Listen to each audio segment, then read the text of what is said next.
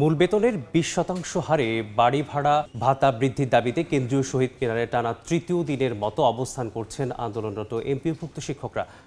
সেখানে আছেন রিপোর্টার মনির হোসাইন। বিস্তারিত জানবো তার কাছে।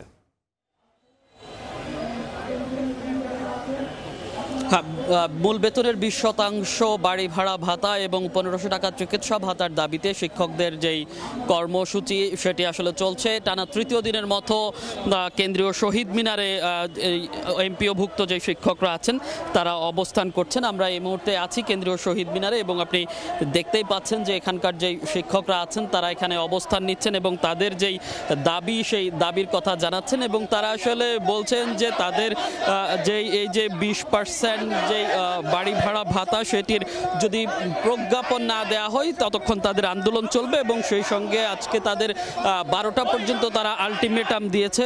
12টার মধ্যে যদি তাদের এই প্রজ্ঞাপন জারি না হয় সেই ক্ষেত্রে তারা সচিবালয় অভিমুখে যাত্রা করবে বলে আমাদেরকে জানিয়েছে এবং এখানকার যেই শিক্ষক নেতারা আছেন তারাও সেই একই কথা বলছেন এবং শিক্ষকরাও বলছেন যে তারা বিভিন্ন সময় আশ্বাস নিয়েই তারা শুধু ঘরে ফিরেছেন, এবার আর আশ্বাস নয়, এবার তারা প্রজ্ঞাপন নিয়েই ঘরে ফিরতে চান এবং শিক্ষা যে কার্যক্রম সেই কার্যক্রমে তারা ফিরতে চান। এবং আমরা দেখেছি যে তো এমপিওভুক্ত শিক্ষকরা এখানে অবস্থান করছেন এবং সেই সঙ্গে সারা দেশেই কিন্তু তাদের যে কর্মবিরতি সেই কর্মবিরতিও চলছে এবং সারা দেশে এমপিওভুক্ত যেই শিক্ষা প্রতিষ্ঠানগুলো আছে সেই শিক্ষা প্রতিষ্ঠানগুলোরও কার্যক্রম কিন্তু বন্ধ রয়েছে। তো সবশেষ বলা চলে যে দুপুর 12টা পর্যন্ত তাদের যে আলটিমেটাম সেই আলটিমেটাম চলছে।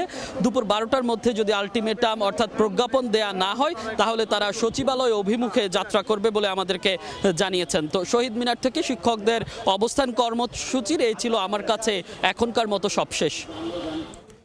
জানছিলাম এমপিওভুক্ত শিক্ষকদের কর্মসূচি সর্বশেষ।